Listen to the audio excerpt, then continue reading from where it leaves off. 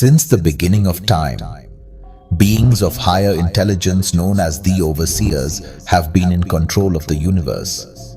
They have been known throughout history by many names, such as aliens, extraterrestrials, angels, gods, and devils. Because of the Draconian Wars 24,000 years ago, the Overseers decided to establish a universal government known as the Intergalactic Confederation, whose sole mission is to maintain balance and order throughout the universe.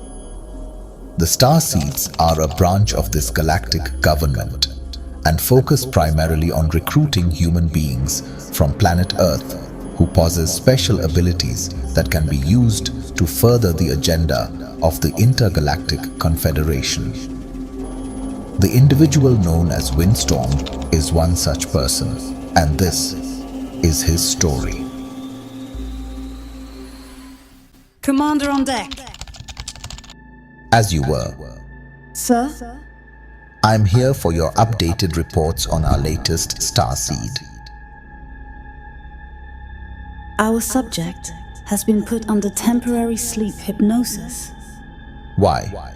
We have discovered that the therapeutic process is more effective if the subject's subconscious mind is dominant over the conscious mind.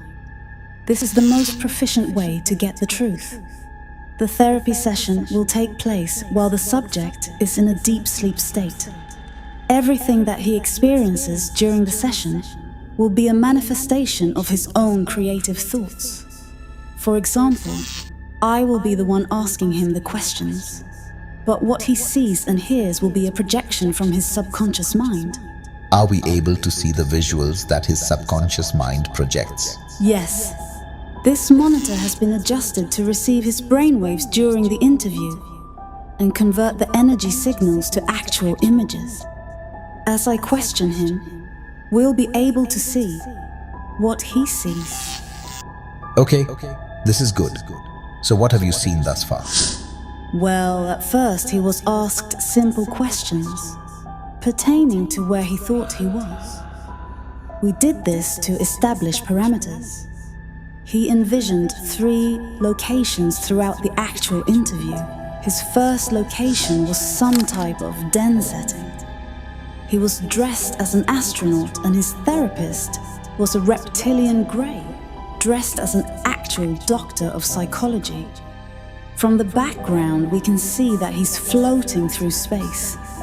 At this location, I focused more on questions concerning how all of this started for him. He was obviously dealing with synchronicity, and he perceived it as a sign from God.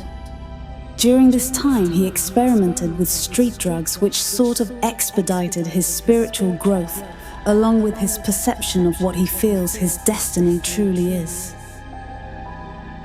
But what actually makes things more complicated is how all this time he was being hunted and manipulated by 4 different extraterrestrial species. Directly or indirectly?